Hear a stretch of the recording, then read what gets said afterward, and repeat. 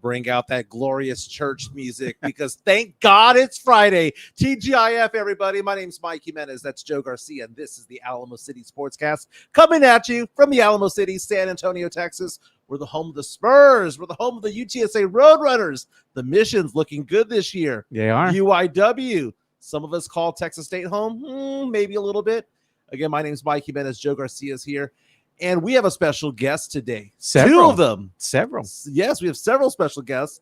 But we're going to have the Von Erichs. Yeah. Ross and Marshall Von Erich, sons of Kevin Von Erich, the legendary Von Erich family, going to be on this show today.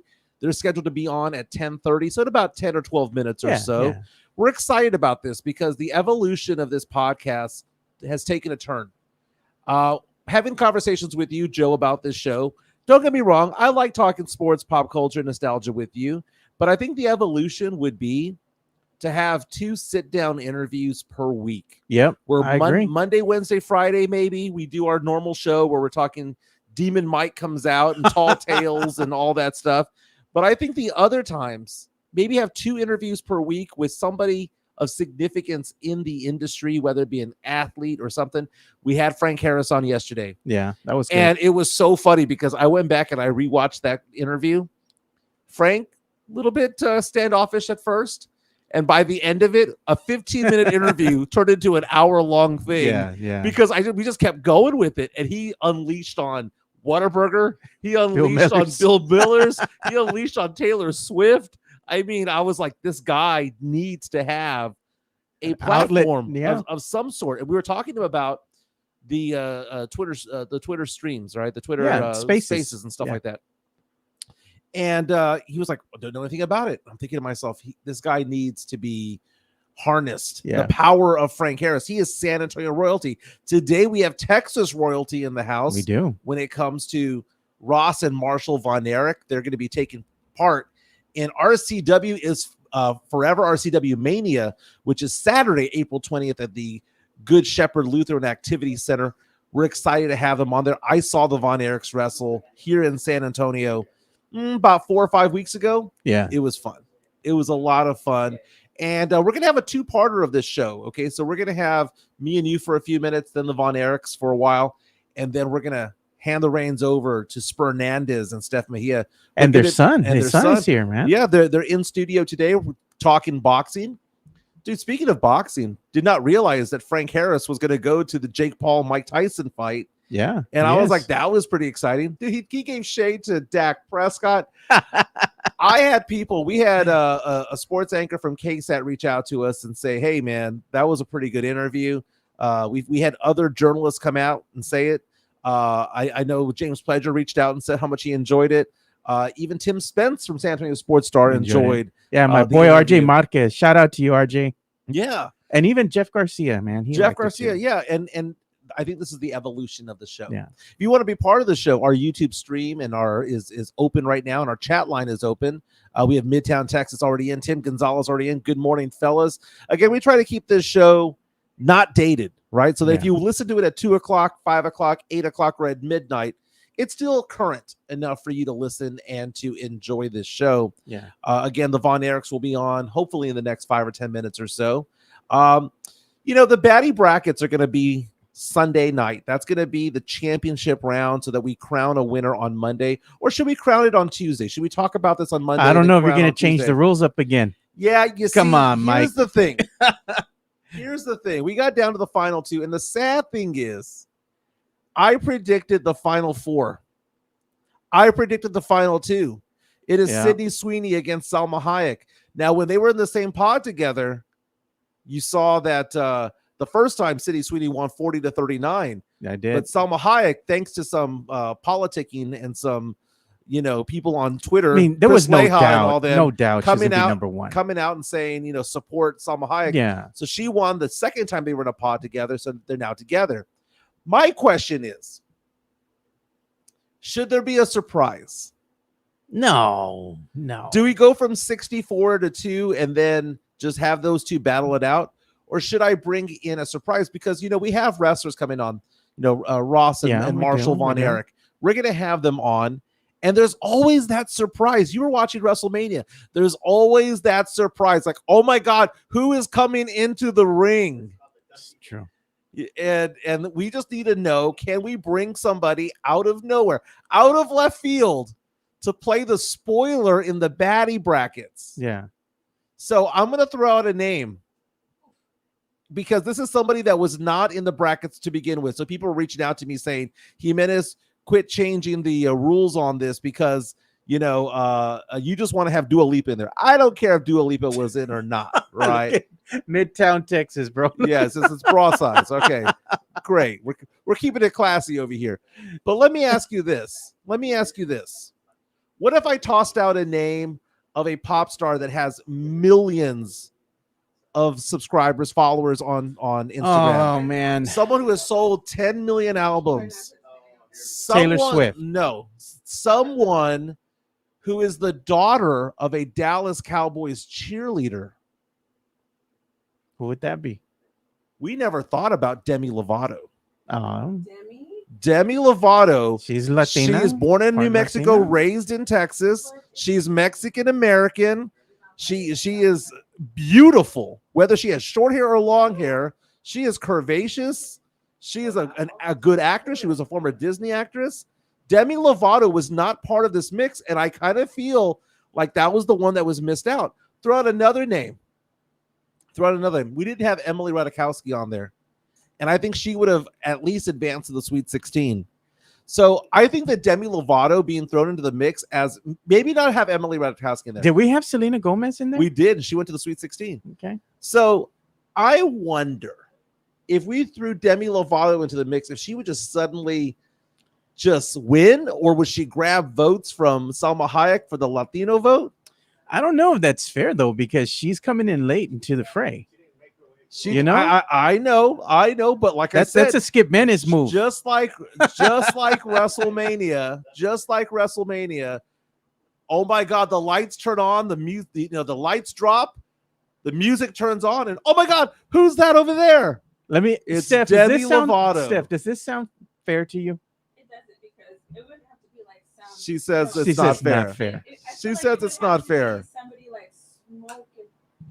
She says it has to be someone smoking hot. Smoke show. Okay, a smoke show. Demi Lovato is a smoke show. I mean, if we want to talk about like, coming in late, someone who's not big, Yeah. but when her presence is known. Now, Demi Lovato, I will say, is a nugget. She's a top tier nugget. She is the daughter. Let's show some photos here. All right. She is the daughter of a Dallas Cowboys cheerleader, which makes her, just like the Von Erichs, Texas royalty.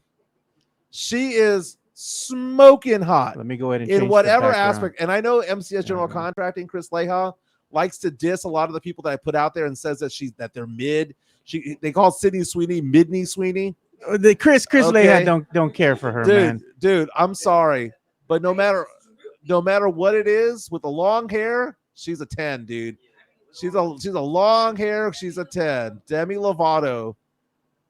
Oh my goodness. Oh, and as Steph Mejia points out, she's a little bit crazy. And don't we like that a little bit?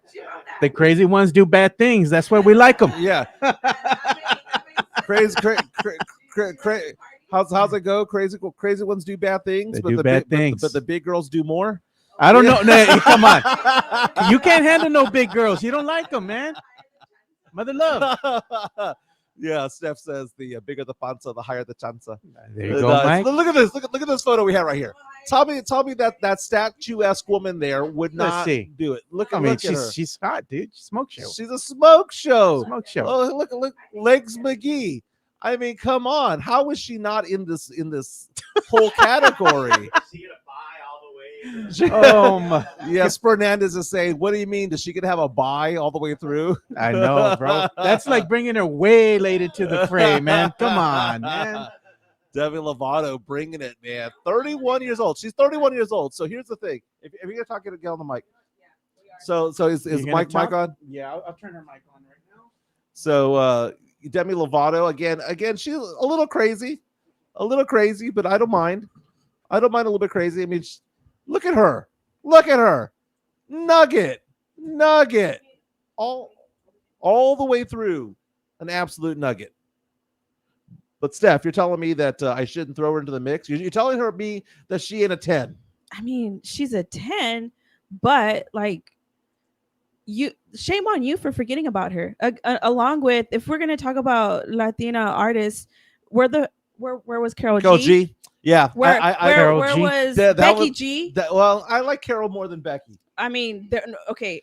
You again, we're gonna be throwing tomatoes at you because who you like.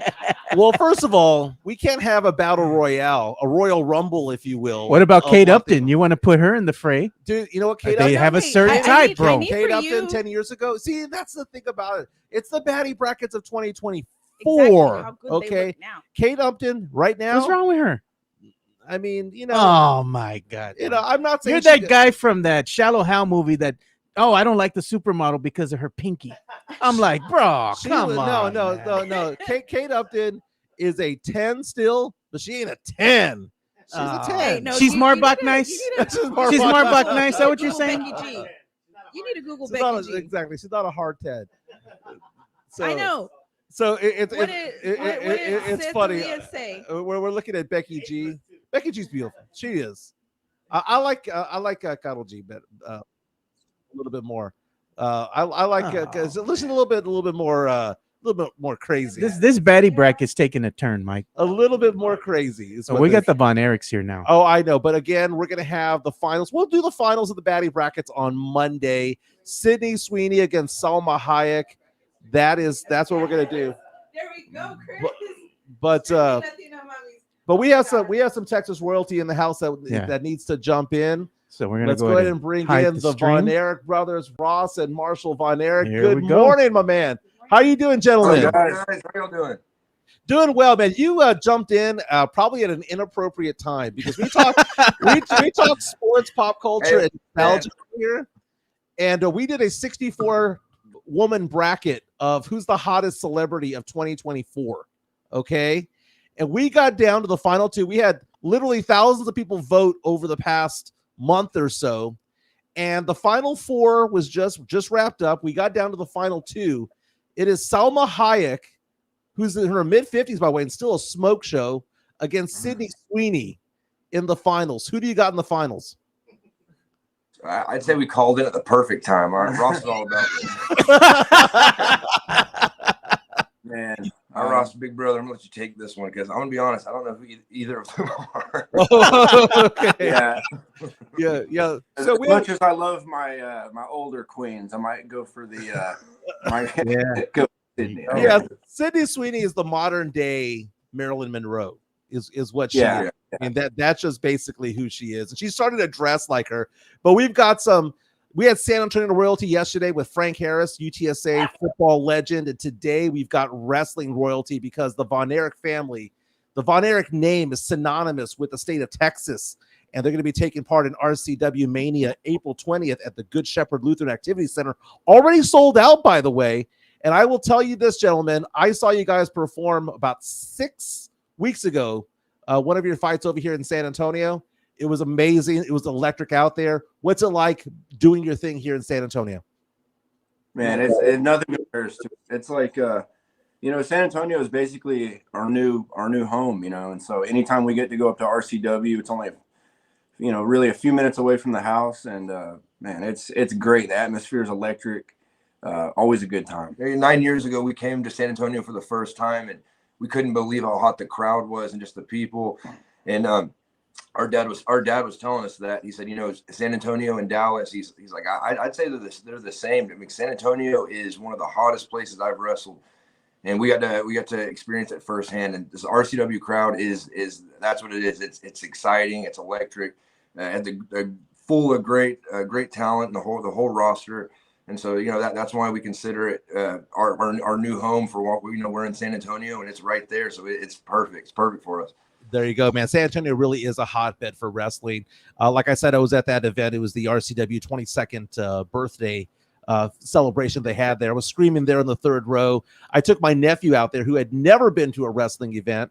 And I was telling him the other day, that, last year I went to 2 wrestling events, or in the past 12 months. I went to the RCW 22nd birthday, and I went to a WWE event that was here at the Frostbank Center.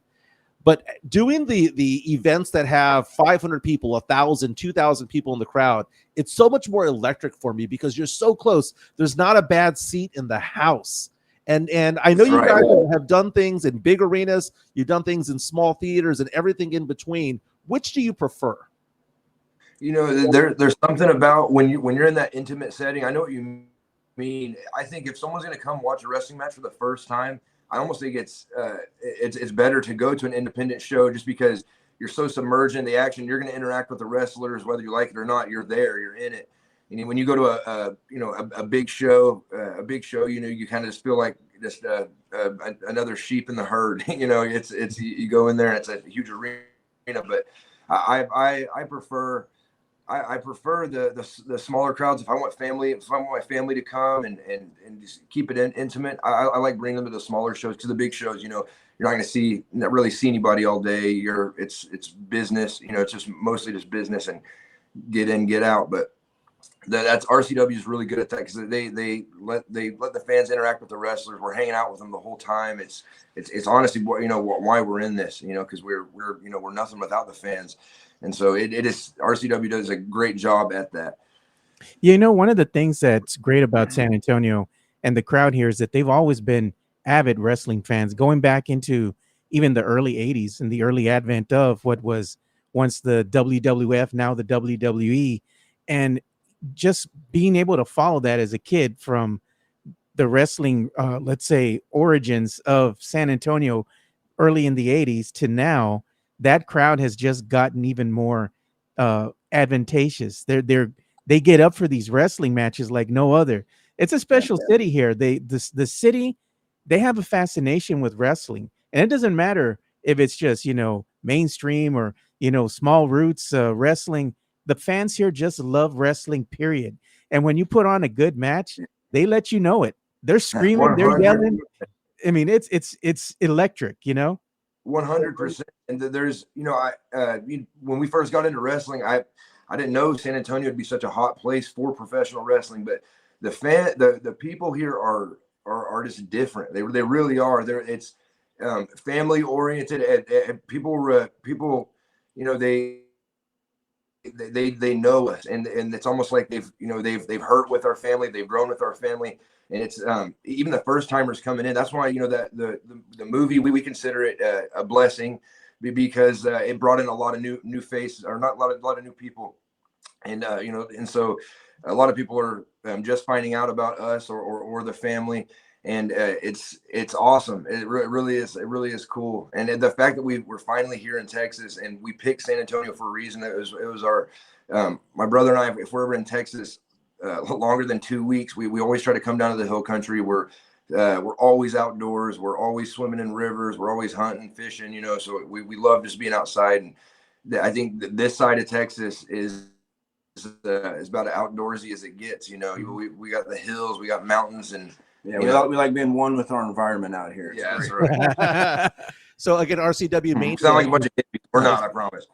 Again, RCW Mania is Saturday, April 20th at the Good Shepherd Lutheran Activity Center. You can check out rivercitywrestling.net for a live stream. And if there are any new tickets that get made available, again, go to rivercitywrestling.net for it. Talking to the Von Erich brothers, Ross and Marshall, again, going to be out there on April 20th. You mentioned being back in Texas because you were in Hawaii for so long, right? So what do you love about Hawaii? What do you miss about Hawaii? And what's it like being back in the Lone Star State? Yeah, man, Hawaii is extremely important, for us, because we went. I was about in 8th grade. My brother was in high school, and so it was. We were in Texas. We were comfortable. We had our friend groups, all that stuff. But being taken from Hawaii, or taken from Texas and put in Hawaii, at the time I didn't understand it. I remember telling my parents, like, I'm a Texan. I'm not supposed to be here. I'm a blackberry eating country boy. I don't belong out in this ocean. I don't get this. I don't like the sand. I was explaining that to my dad, and I could tell it broke him a little bit. But he knew something we didn't. He knew we needed to be there, and what it did is my brother and I. It taught us a lot of things.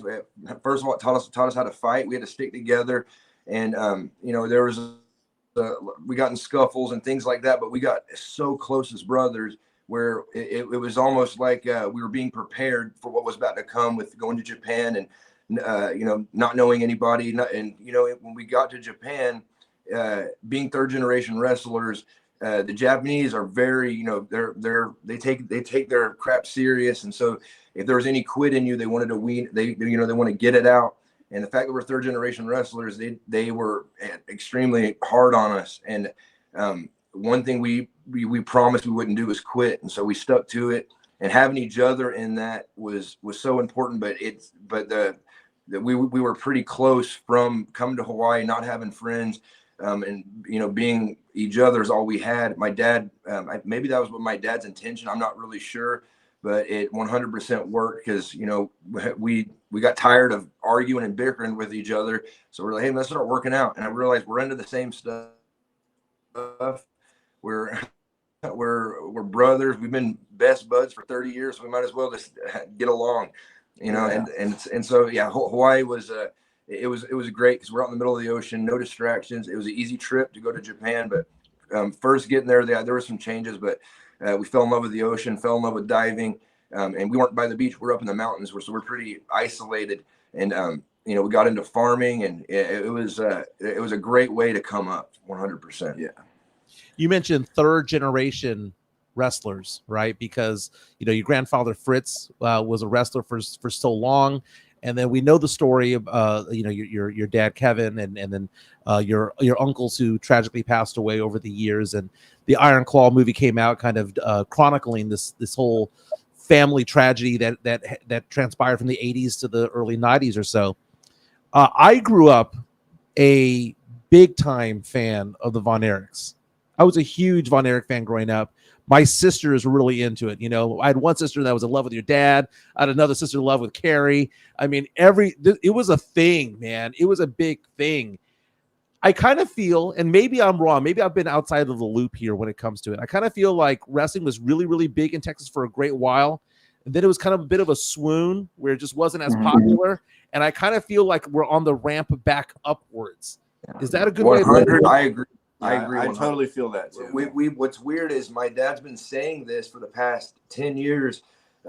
He's old school. Everyone knows that. And he would, if you're a younger wrestler and he talks to you, he's going to tell you the same thing. He tells everybody, he's like, it's about telling a story. It's not about all this backflip in it. My dad, that's just how my dad always has been.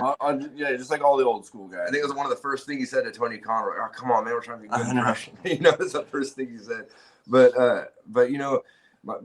my brother and I, we try to take a little bit from both olds. We like the old school style. We prefer it, but we have to we have to evolve and work with the guys how they are now. But that's really yeah, man. It's just it's just it's like it's something we get to do together, man. And it's just we're living our dream right now, and it's getting hotter right now. We felt that pro wrestling was growing. But like I said, my dad was saying that. But in the past, 5 to 6 years, it seems like it's really, really starting to, especially with the younger crowd. I have a lot of nieces and nephews. Seeing my nephews getting into wrestling, they came to our matches at AEW, and that was honestly one of the first times they watched us wrestle because we were living in Hawaii. They weren't able to fly with us every time. We were leaving once a week or once every 2 weeks from Hawaii, and so it was difficult to have them ever tag along or whatever. But they got to go to our AEW shows, and they genuinely think wrestling is cool. Which is cool because it did go through a dull period where it was almost like people were ashamed of being a wrestling fan. They wouldn't want to admit it. If you were older, you didn't want to admit it. But it's wrestling's beautiful. It really is. It really is. You have a group of people coming in, and you don't know what kind of week they were having. You don't know what kind of day they're having. If they lost somebody, if they're fighting with their wife, they're mad at their boss. But you go in there to let go. You go in there and you scream at the bad guys. You cheer for the good guys. it really does bring a lot of people together, and the people really do have some control and some say so and how the thing plays out. So especially with our style of wrestling, we're old school and we listen to the crowd. And so we want fans to know that we're listening to you. Like, I don't know what I'm going to do until I hear what y'all tell me to do. I'm gonna push back a little bit because I cheer for the heels half the time. You know, half the time. We're one of those guys. Yeah. It's kind of like going into the opposing team's arena and wearing the different jersey. You know, I'm like, no, I'm cheering for the heels. There's a lot of you. So, Ross, let me ask you a question. You know, talk about the training for this because you guys have talked a little bit about nutrition and stuff like that, but what is the training like for you? What's a day in, day out of a professional wrestler? Yeah, our training is going to look a little different than like maybe say a bodybuilder or something. You know, we were both raised athletes, and so we've adopted a lot of that, you know, our training into what we do now. Like a lot of it is we'll do explosive stuff, and we're mainly for longevity too, like injury prevention and stuff. And we look like psychos when we're in the gym though, because we're like putting squat bars or putting the bar on our back, and we're doing box jumps and stuff. And so we're trying to keep the quick twitch fibers, you know, everything, because you know we don't want to tear. And when we tried the whole thing where we just get as big as we possibly can, and that doesn't go well with wrestling. I mean, we've tried. You just be smart about it. And I was pulling stuff and stretching stuff, but I would say the typical schedule for a professional wrestler, depending on if you're on the road a lot. But yeah, you land wherever you're going to land, depending on what time the show is. Every wrestler is different. A lot of wrestlers like to work out before the show at the hotel or whatever. Find a nice gym. Usually hotel gyms kind of stink, but basic. Yeah, just basic. But you know, it's my brother and I. We would prefer to work out, you know, the morning after the match, just so I feel like I have the day of a match. I like to completely just be fresh. Yeah, be fresh, be calm. Really try not to have too much emotions about anything. I'm like watching boring movies. We both try to get into a movie a day of a match. I think the last one we watched was Count of Monte Cristo. Is a old school movie, but we were so into it. Kind of makes you forget that you're on the road. It's kind of cool. Yeah. So what kind of calorie intake are we talking about here? I mean, is it something where you're doing, I have, like you mentioned, not bodybuilding. I have a friend who's a bodybuilder, and he's throwing down 3,800, 4,000 calories easily per day. Mm-hmm. Yeah. You guys are burning so much energy. What do you think the macros are, man, when it comes to it all? So we've done that diet too. We've done like 5 to 8 meals a day before, when we were just trying to get as big and heavy and powerful as possible. And I think just what works best for us, kind of like we'll do like some intermittent fasting a lot of times, and it's almost out of necessity because, you know, you're on the road, you're going airport to airport, you're not going to get a lot of good food, you know, without risking maybe like food poisoning or something, you know. So we'll we'll try to get at least one huge meal a day. And when I say like one meal, it's like it would be a normal person's like 2 or 3 meals probably. It's like basically it's pretty gross, you know. We'll eat a big amount of food, and then letting your body it's really good for your body to feel that hunger, and that it heightens your senses and stuff. And it's weird, you wrestle better when you're hungry. I my whole life I've always be trying to put weight on because of football and discus and all that stuff. I just try to keep my stomach full all the time. That was the thing. And this new way, it's different. It's almost like letting your primal instincts come out by, you know, if we're back at, you know, if it was 400, 500 years ago and you had to hunt for your food, you're going to go a few hours without eating, or a few days without eating. And then you get in a fight with whatever you're trying to kill, you know? And so it's weird. This something turns on in your body. And so we every match we wrestle, usually we hadn't eaten all day, you know. We treat it as if we were lions going hunting, you know. And so we'll feast right after. Yeah, we'll feast after. We'll go to IHOP. Get that 2 by 2. Is IHOP the place? Where's the place in San Antonio, by the way? Where can we find the Von Erichs feasting and eating like royalty here in San Antonio? that we're looking for some good Mexican restaurants. Our whole family. La Gutierrez is our favorite right now. We're there at least 2 or 3 times a week. We're on a first name basis with the cook, not just the food, just not the lady up front. Everybody. Yeah. I'll tell you what. I'll throw one name out there: Garcia Mexican Restaurant, I believe, which is on Fredericksburg, or is it Woodlands, near downtown. I'm writing it down right now. Garcia's Mexican Restaurant, best enchiladas, best brisket, and not only that, somehow or another, it's not greasy. It's just so weird. Really? Did you say brisket and enchiladas? Yes. That's basically what they Sounds sell. awesome. That's what they sell there: brisket and enchiladas, and essentially that's it. Okay, And that's what I'm talking about. Yeah, they're only open for lunch, by the way, so keep that in mind. But That's how you know the place is good, when their hours are weird. There's a really good barbecue place. You work on their time. Yeah.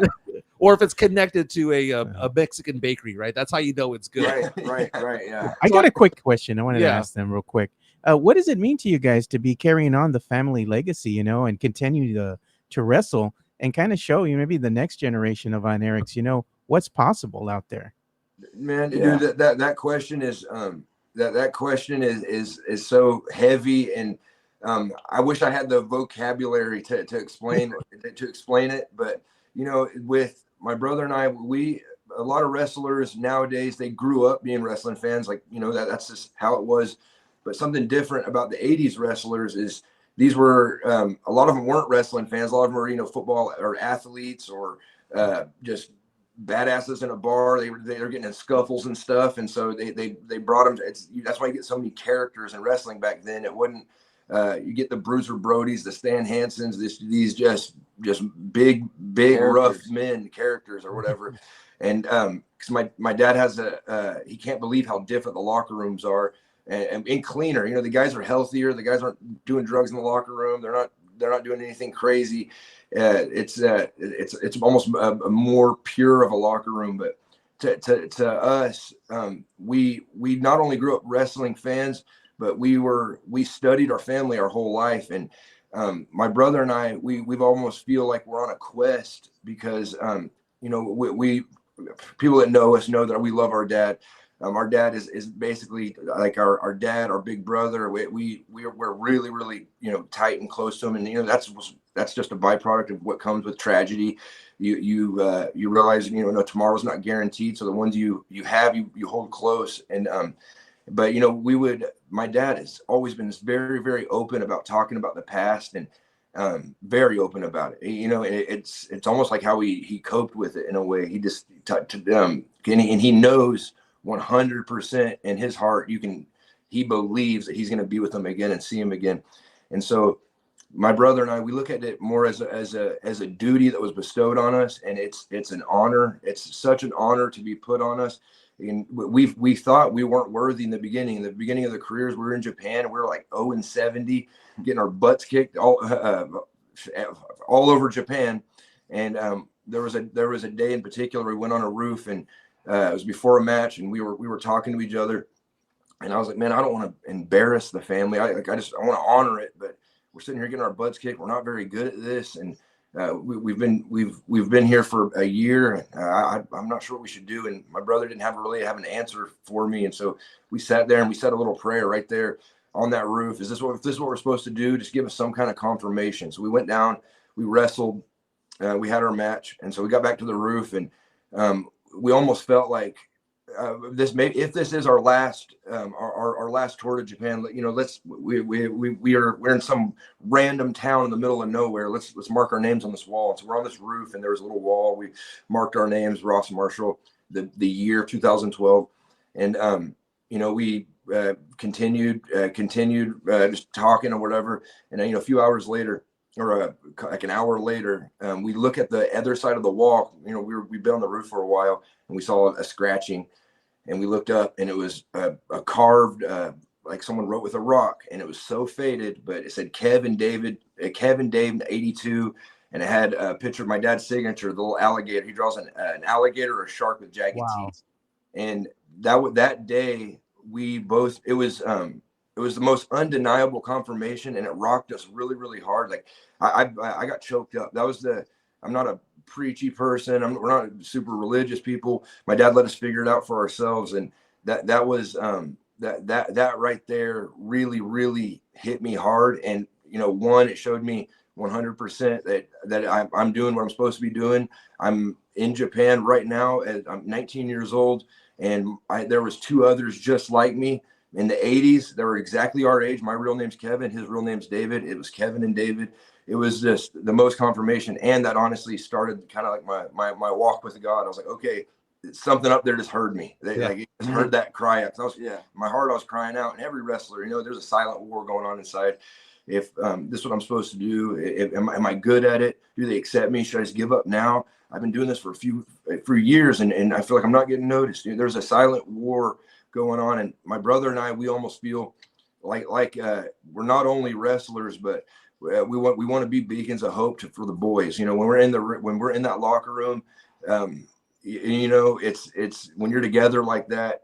There's a weird kinship. There's a camaraderie that comes with performing, with each other in a high pressure, tense situation where the stakes are high. And after the match, you're in this weird, vulnerable state where it's weird. You'll be talking. It's therapeutic. You'll barely talk to the guy you're wrestling before the match, and just how's it going? You're like, man, I wonder if this is gonna get sloppy. It's gonna break out in a fist fight, and then at the end, you're always like, love you, brother. All right, brother, call me anytime. It turns.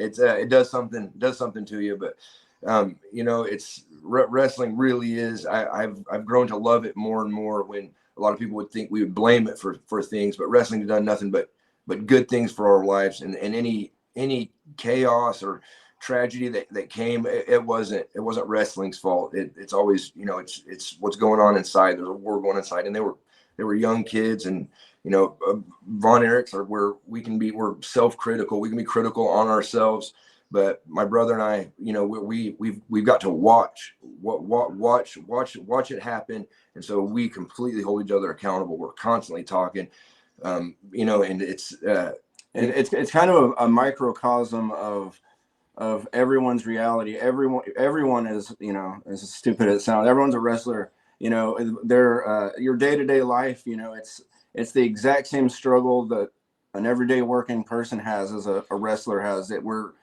having those same battles and doubts sometimes, and highs and lows, and I think at the very root of it, I think that's where people can relate to the wrestler. And 100%. Well, that's amazing. Talking about what happened in Japan there, and on the rooftop, it just proves that spiritually God can reveal himself from time to time, and maybe not point you in the direction that you want to go in, but confirm the direction that you're going on. Right. Yes. Exactly. I didn't want that answer. I didn't want it. I wanted it to be go to the NFL. Leave Japan. I wanted one of those. I was like, man, I suck at this though, and it didn't get easier. It got harder. Yeah, it didn't get easier right away either. Yeah. But that little bit just gave us enough to keep going, and then little other confirmations would come up and tell your body to shut up. Like you wake up in the morning, like I'm hurt. I don't want to do this right now. Yeah, like, shut up, sissy. Let's go. One of those listening right now, Midtown says God is good. Just wants you to give you God that. is good. Amen, yes, brother. Amen. Speaking of good, we were talking about food earlier. Garcia's a spot on, according to one of our listeners, Chris Gonzalez. Which, by the way, I did look it up. It's 842 Fredericksburg Road. Okay. Highly recommended. 842 Fredericksburg Road. Okay. Others are saying Henry's Puffy Taco, which is a San Antonio staple. Yeah. Is that one. Now, earlier we were talking about the swoon that was in wrestling. I would say the early 2000s, right? That there was some, I don't want to say embarrassment, but you just kind of kept it in the shadows there, that you were a big wrestling fan, right? Yeah. I kind of feel that stigma there prevented the Iron Claw movie from being nominated for Best Picture. Do you think that has something to do with it? Because what an incredible movie. And I'm looking at Rotten Tomatoes right now. You're talking about 90% of critics enjoying the movie and 94% of the audience. And you're telling me that we couldn't get, some nominations for this movie, which was an incredible movie. Man, that is. I just don't know how all that stuff works. I heard from somebody that is because they something about the timing of the premiere. I'm not 100% sure, but all in all, like Zac Efron did, he took it extremely serious, and I was, we were. I was just relieved at that point, but it was out of our control. We didn't have any involvement with the making of it, and but like my dad said, he's like, this is nothing but it's a blessing. It's a blessing. If they want to know the true story, they'll Google us, and they'll know that the story ends happy. I'm the happiest man on earth. He really is one of the happiest guys we know, but. I still think it was a great movie. I think it was a great message. And there was a few things in the movie that were, when we premiered it as a family, it was kind of unreal watching it with my dad being there. And, of course, there's some inaccuracies, and chronologically there's stuff like Hollywood, that. yeah. It's Hollywood, of course, but watching a movie based on it was so weird. It's like awkward almost. It's like once you can get past that and actually see it as a I had to watch spectator. I had to watch it as a spectator. You have to watch it as if you didn't know the world-class story, because then you're going to compare and it's going to ruin the movie for you. But you almost have to just wash your brain and just watch it. And there was one scene in particular that rocked my dad and honestly all of us, but it was when my Uncle Kerry passed, and he was in the boat going to the boat dock, and the brothers were on the dock. Yeah. What was unbelievable was my dad. He didn't say anything. He just I could just tell it took his breath away, and me too. I was holding my sons, and I had to put him down and walk away. My sons were about to see me cry in front of everybody, and I set him down and I took a stroll. But afterwards, we're in the car. I was driving back with my dad.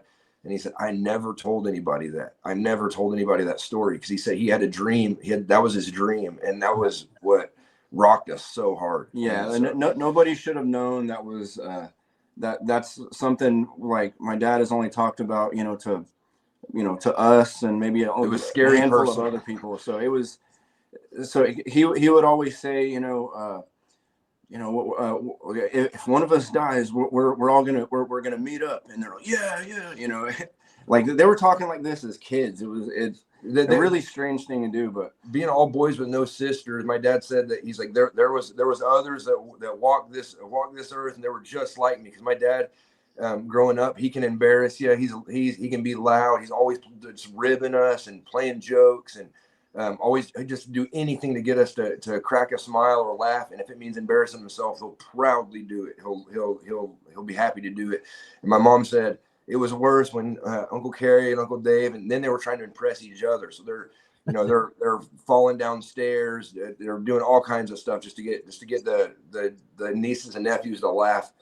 But my dad, for someone that has gone through so much and has lost everything, there's a quote that he said that I always say, but death can do two things to a man. It can harden you and make you bitter towards the world, or it can break you down and soften you, make you compassionate towards those who suffer. And my dad can't stand watching people suffer. He's a totally different guy than he was when he's coaching us in football and stuff. He was hard. He was. There was a window of time where he was like, am I just going to go the total opposite way and just go to prison and just let everyone else feel my pain, and so I think you have to get to that point to make that decision. It's like, it's crazy hearing them tell that story. And then, I think the Vice did a really good job of capturing that part of it. And Dad did say,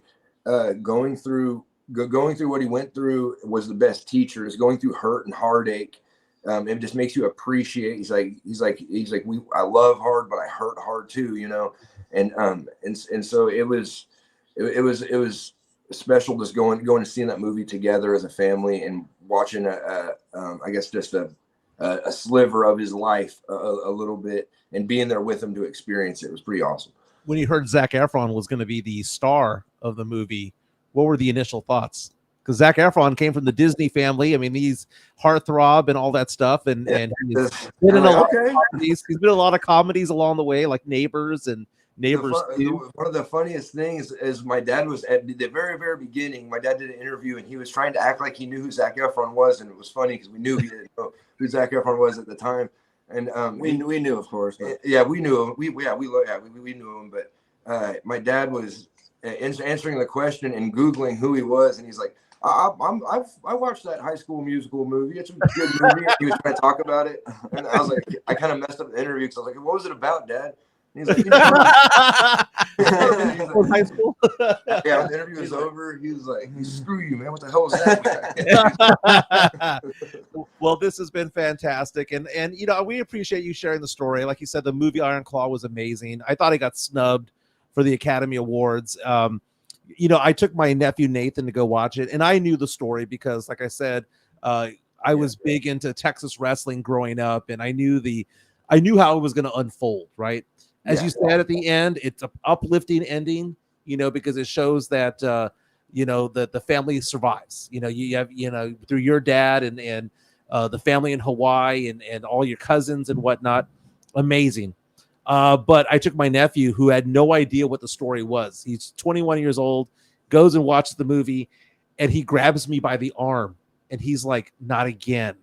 Uh-huh. But I think that the lesson that you guys have learned, like you said, from your dad and him being a father, being a best friend, being a trainer, being everything like that is amazing. I think it's a testament to you guys because you guys are in a weird situation in the sense that, you guys are Texas royalty, whether you like it or not. Just having the name and doing what you do for a living. And like you said, you could have done a 180. Your dad could have done a 180. Mm-hmm. But to quote the movie Shawshank Redemption, you got to get busy living, you get busy dying. Yeah, great movie, man. He decided to get busy living, and it seems like you guys have come around with that. I love the storyline that you talked about, the rooftop there in Japan, God revealing himself to you. This is inspirational stuff, man, because behind the wrestling and all the acrobatics and the athletics and the theatrics that go on with wrestling, there's still two human beings behind this, and you guys have gone through a lot. You guys lived through a lot.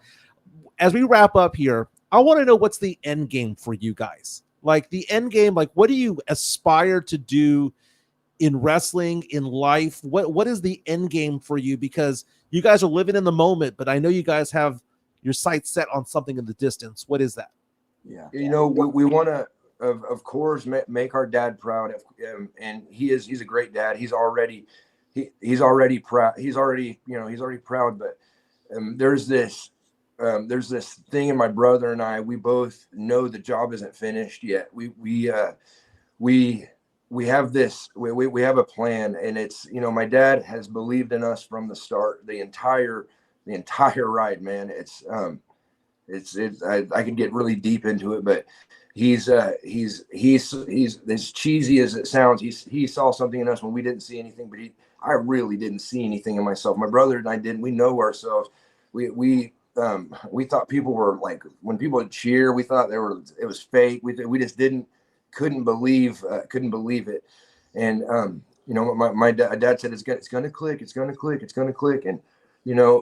I would say to bring him some belts, well, we're not, we've never had the same motives as other wrestlers. It's our intentions were really never to go to a major company in the beginning. It was really, we were getting into wrestling just to see what it was about and get to know our family better. I wanted uncles really bad. I wanted to know my uncles super bad.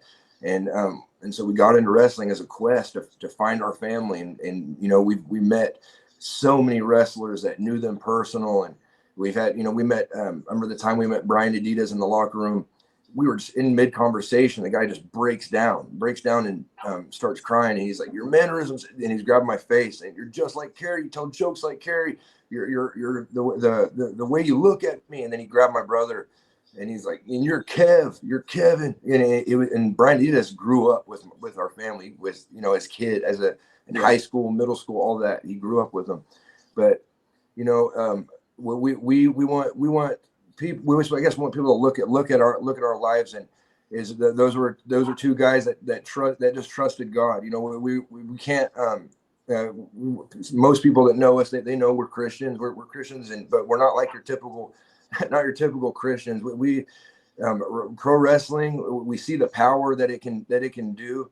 When we wrestled in Israel, we in the 80s, there was a ceasefire between the Jews and the Palestinians to watch professional wrestling. My dad's retirement match, we were sitting in there with a stadium full of Arabs and Jews cheering and booing together and hugging, and it was insane. Because I growing up, trying to be cool in high school, like, I'm not gonna wrestle. I'm probably not. We're thinking like that, and then to seeing the beauty that can bring, and not to mention the children that it brings in, the kids. There's something about being a 8-year-old kid, because that's the age it grabbed me, about 6, 7, 8. Wrestling, I watched the guys on TV, and it grabbed me, and I want to be like that, And you have this weird platform with the kids will look up to you, and it's almost like it's like a precious thing to have, and you want to use it for good. And I know everyone wants to be that rough heel, the edgy heel, and I get it, but there's so many of them. But there's not many baby faces that genuinely want kids to have some good role models, because this world's going in a crazy place. And I want to show them that Christians can be badasses too. Christians can fight, and we love Jesus, and we love kicking butt. And we're not putting on any persona.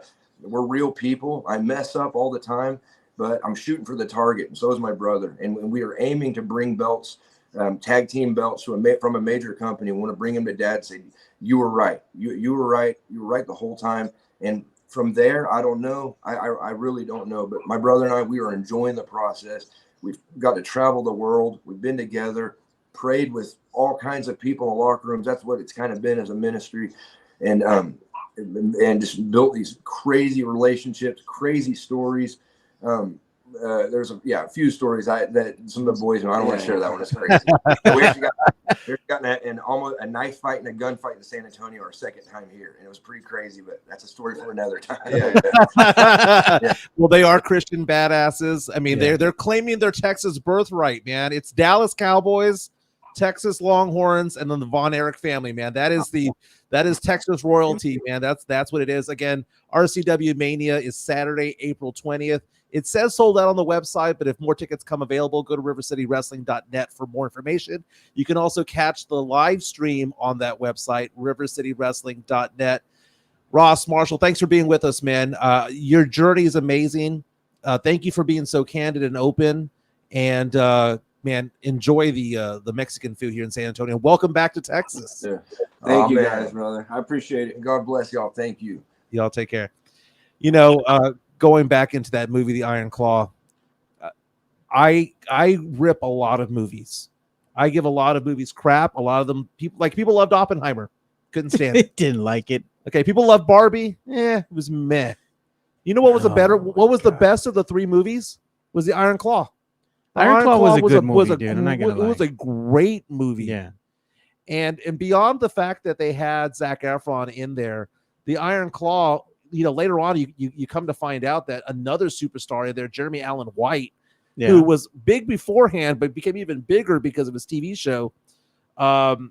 It was a great cast, great movie, and to find out that not only are they wrestlers, but they're people, they're sons, their fathers, their brothers, and on top of that whole thing that happened in Japan happened for a reason. And again, April 20th, they'll be here in San Antonio. I'm going to eject. The show's going to continue.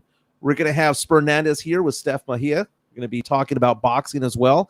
We had a conversation with Frank Harris yesterday, and we mentioned the fact that, I don't know, somehow I brought up Mike Tyson against Jake Paul. We were talking about all sorts of things, and he mentioned, I'm going to that fight. So that's pretty interesting. So here's, we're going to do the hockey shift change? Yeah. We're gonna change seats, but hey, thank you everyone for listening to that interview for the Von Erichs, and we'll have more interviews hopefully next week, and we're lining them up, baby. We hope you like the new format of the show, but give us about 5-10 seconds to change seats. Locked on Spurs is your daily Spurs podcast, hosted by Jeff Garcia, the lead Spurs writer for Ken's 5 San Antonio. Jeff has a healthy plethora of guests all the time on the Locked On Spurs podcast. You can also follow Jeff on threads at Jeff G Ken's 5 SA. You can also follow Jeff on Twitter at Jeff G Spurs Zone. So make sure you go ahead and give Jeff a follow, not only on Threads and Twitter, but also on YouTube at youtube.com/@LockedOnSpurs. This is where you're going to be able to find the replay of the Locked On Spurs podcast. Make sure to like, subscribe, and share. All right, so we're going to transition here real quick. So just give us about another minute to set up as we go ahead and bring on Spernandez and Chicana Fuerte. So we're going to stop for another word from one of our sponsors. MCS General Contracting, more than 30 years of combined experience in concrete placement. They are the best in the business, honest pricing, high quality work. They get going on house foundations, driveways, concrete patio decks. If you want to extend the deck, extend the driveway. If you're a business and you need to put together a slab, a parking lot, or other concrete placement services or sidewalks, reach out to MCS General Contracting at 210-774-9155. They're confident in their skills, so give Chris Leja over at MCS General Contracting a call at 210-774-9155. All right, so shout out to both Jeff Garcia and Christopher Leja from MCS General Contracting. Appreciate you guys' continued support. So we're just waiting for our guests to get situated here because the lovely Stephanie Mejia here is pouring some drinks, some libations.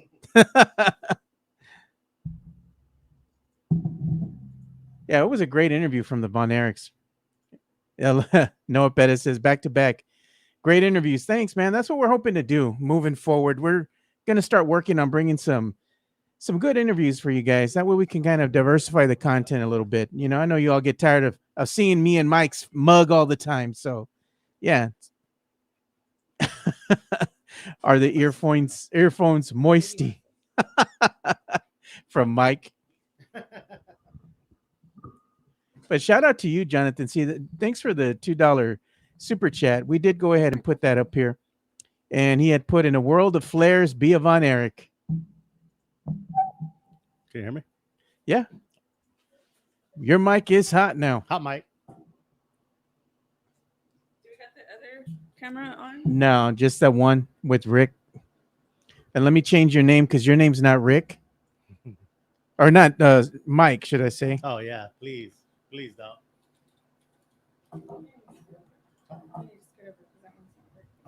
Oh. All right. We got that there. So we got everything situated here. So you do control the screen up here in front of you. That's using my Twitter.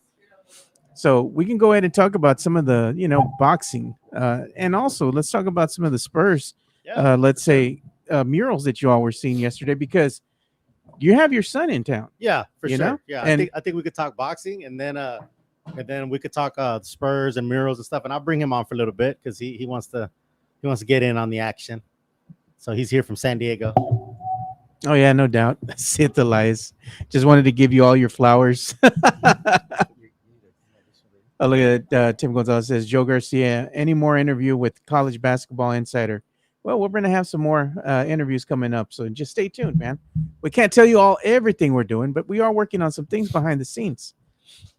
So as you can see, we have the lovely Stephanie Mejia and also Spernandez here, also known as Rick to me, but he's known as the infamous, there it is, infamous Spernandez. There it is, right there.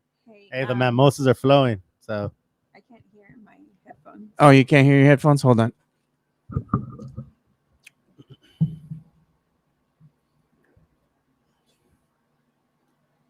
There we go. Yes. Good. Mm-hmm. All right. Put mine on backwards. All right, so let's go ahead and get this on the road now. So let's go ahead and talk about some of the, boxing events that are going to be coming up here. I know that I was just looking, at some of the hot sheets, and we had Ryan Garcia, man, and his fight coming up. Things are starting to get heated now. Yeah. Haney and him, man. Yeah. Ryan and that is a whole thing. There ain't no love lost, bro. No, they said this is real. We ain't friends. Yeah. No, they had a run in Vegas during the Super Bowl festivities, Media Row. They got into it there. Ryan's antics have been pretty well chronicled. He's all over Twitter. He's all over. He's saying some crazy stuff. Devin seems focused. Devin is definitely and he does, focused. man. He's all business, bro. Devin Haney's all business. He's focused. If you haven't seen him, he's a master class boxer. I mean, I'm talking, jab and he's moving. bad. And that boy's bad. He's a bad boy. And Ryan has twitchy speed. And Ryan has talent of his own. But I will say, Devin, man, he's the truth. He said really he came in. He's gonna come and end him, man. Yeah. And he's not playing. He got into it too the other day. Oh yeah, on Spaces with one of the fans. You see that? Devin? Yeah. Did he? He told one of the fans because he was opening his mouth, wanting to be smart. Who was it? Ray Jackson? Oh no, it was just a fan on Spaces. It was a Twitter Spaces and X Spaces. Got you. Yeah. And the fans. There's a pretty infamous boxing Twitter fan. His name is Ray Jackson. Yeah. And you can follow him on Twitter. And I don't know what it is. Maybe he's kind of the Fernandez of the boxing world because he has a knack for getting the fighters to respond to him on Twitter. Yeah, gets under the skin. Yeah, he's gotten a bunch of fighters to respond to him on Twitter. 420, Brooklyn. It's gonna be a good show. Devin, Ryan. It's gonna be a good one. Well, it wasn't Haney that got into it. It was Shakur Stevenson. Shakur? Okay. Yeah, he got into it with the boxing fan on Twitter Spaces yesterday. And he told the fan that was mouthing off in the Spaces, I'll come to your gym. Oh, wow. Yeah. he was serious. Yeah. No, Shakur's another one. That 140, 147, 154, that weight class range, is stacked, right? Shakur, Ryan, Tanks in the mix. Hell, we just saw Pitbull Cruz, right? Yeah. Put a beat down on Rolly. So there's a lot of Shakur, obviously. There's a lot of good fighters in that weight class. So seeing all of them mix it up in like a round robin would be amazing. Yeah, they were also showing some video. I know I follow Michael Benson avidly over on the X, because he always releases some good stuff. Yeah. Man, he was showing Deontay Wilder back in training and this week, man. And I gotta say, it looking like he's getting back to basics, dude. And you know what? Yeah. Forget about all the showboating and all that. Just he needs a win, dude. So he's actually gonna fight in Saudi. He's gonna fight the Big Bang, the Chinese Big Bang. That's gonna be an explosive one. You want to talk about big boys throwing some heavy leather? Deontay Wilder versus the Big Bang. They're both coming off of losses to Joseph Parker, the same fighter. So this is a really, really big crossroads. No pun intended. Big, big heavyweights. But it's a big crossroads fight between those two. Because they both can punch. They both can end it in one shot. So yeah, man, boxing is booming right now. Yeah, you got a lot of things popping off right now, man. You have some boxing matches coming up, and we have one of San Antonio's own.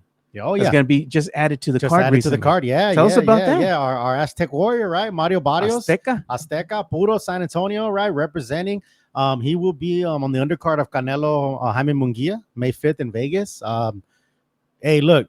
You might feel a certain way about Canelo, but root for your boy, man. Oh yeah, no, man. But let me tell you, but Mario Barrios brings it every time. He's been in there with Tank. He's been in there with the best. He doesn't ever, he is the essence of what San Antonio is all about. He won't back down from any challenge, anybody. And he lives up to that Aztec warrior nickname. The kid can fight. The kid will bring. He went the distance with Tank. He's a tough fighter. He's a tough fighter. He will. He'll give his all, and the losses he has are really to just top level fighters. But no, San Antonio's own, definitely. That's a good card that they just announced, the Canelo Munguia. I think Canelo's getting a lot of flack right now because, a lot of people want to see him fight David Benavidez. No, he don't want to, man. I actually think it'll happen. I think in September. I think it will. I said that a while back that I thought, that Munguia was going to be the May fight. I would venture to say September or should be Benavidez. If it's not, then it might. Canelo says he doesn't. He said he believes that Benavidez fight would be a lose-lose for him with the rehydration clause put in there. I mean, I think that even though we know David Benavidez, I mean, he's not a household name, right? So let's put that out there. But he's probably the most dangerous opponent for Canelo. So. I mean, it kind of is a lose-lose because if Canelo beats David Benavidez, your average fan is going to say, okay, cool, no big deal. You lost to a no-name. Yeah. And then if you lose to David Benavidez, it's an issue. But I don't know, man. I've said this for years, and I don't pretend to be on that level, but I've had my time in the ring as an amateur boxer, and no fighter fights, trained since they were 5 years old, 6 years old, gets in the ring, multitude of amateur fights, multitude of championship fights. No fighter is afraid to fight another fighter. Like it becomes, it's more of a politics thing. It's unfortunately it's management, it's this, it's that, it's money. But deep down, I find it hard to believe that a fighter who feels like they are the best in the world is afraid to fight another fighter. I've even said that about Floyd. I've said that about a lot of fighters. Now there is a business to it. There's a politics to it. Unfortunately, when you get to a certain level like Canelo is. And like I said, it goes all the way back to even Sugar Ray Leonard or different, even way before that. You get to a certain level when you're Floyd, when you're Pacquiao, where you do get to kind of, call your be shot on the driver's seat and call your shots. That's the reason why you came up all those years to be there, all those fights. Yeah. So, I mean, people, it's kind of easy to say, oh, well, he's ducking somebody or he doesn't want to fight somebody. I don't think it's that simple. But at the end of the day, though, if you're in the driver's seat of your career, of your Canelo, you got to make that fight. You got to make the Benavidez fight. You only got so many fights left in you as Canelo. Yeah, exactly. Yeah. So you got to make, and they all got to be big ones. Yeah. So one of the other things too is that Crawford versus Aaron Boots Ennis. Yeah. Listen, again, another guy that maybe not be a household name, Boots Ennis. That dude is a beast. That kid is legit. He is a dangerous fighter for Terrence Crawford. Terrence Crawford. He had a big win over Errol Spence in a pretty big mega fight. But Boots Ennis, 26 years old, undefeated, very he's like a boxer puncher. He's gonna move, he's gonna jab, but he's also gonna have some power to him. That'd be a great one. Boots Ennis just entered a contract deal with Matchroom Boxing, which Eddie Hearn promotion. So that's a big promotion. It is. Eddie Hearn does a lot of good things for boxing. He puts a lot of good fights together. But now, the Crawford Ennis would be a good fight. Terrence Crawford, is like I said, he's one of the top guys. Ennis Crawford's in his prime, bro. Oh yeah. Crawford, yeah, he is. The win over Spence was huge.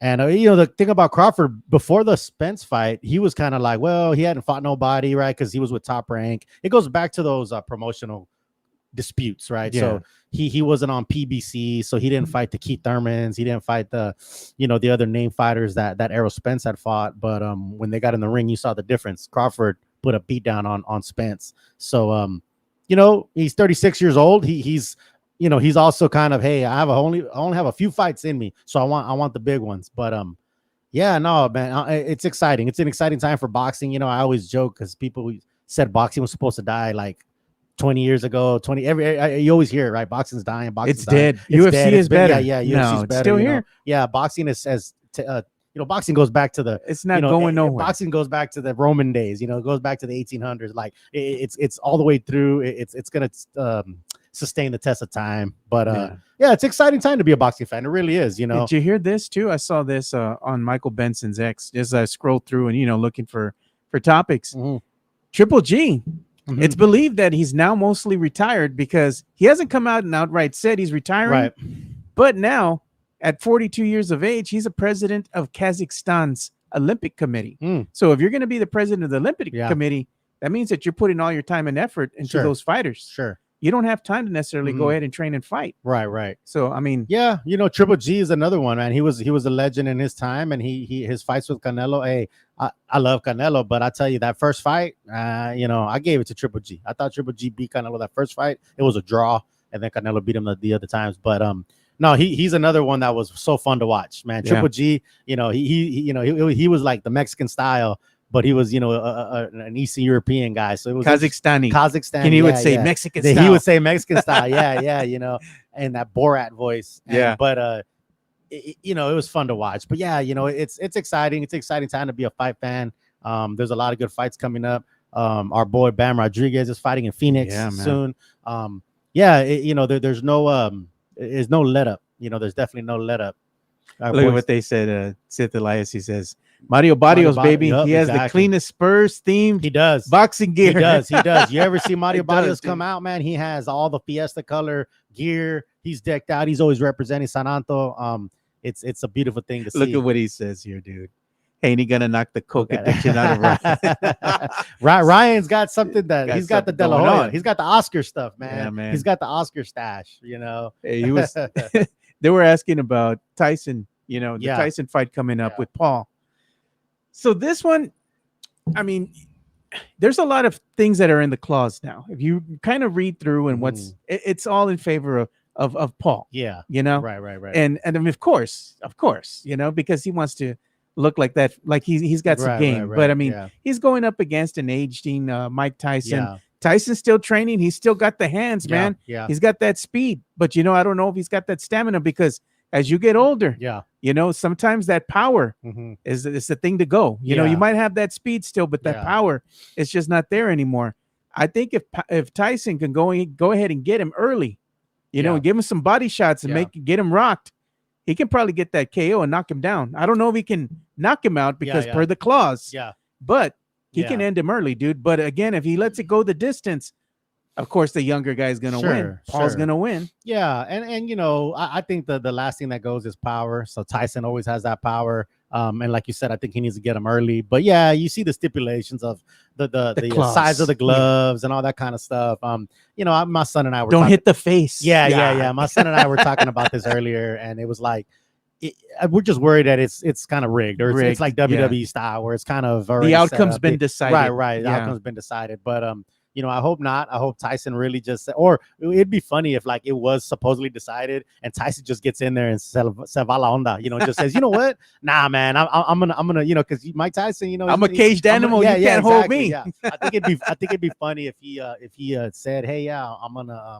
play by the rules or whatever. Knock you and out. Then all of a sudden he just lets loose. That'd be pretty sweet, I mean, you can't deny a predator their natural instincts, man. Sure. When he gets in that ring, he's gonna want to knock him out, bro. Oh yeah, no, you get hit, man, and I think the instinct is gonna come back, and he's gonna say, you know what, nah, man, I'm not gonna go out like that, But you're right.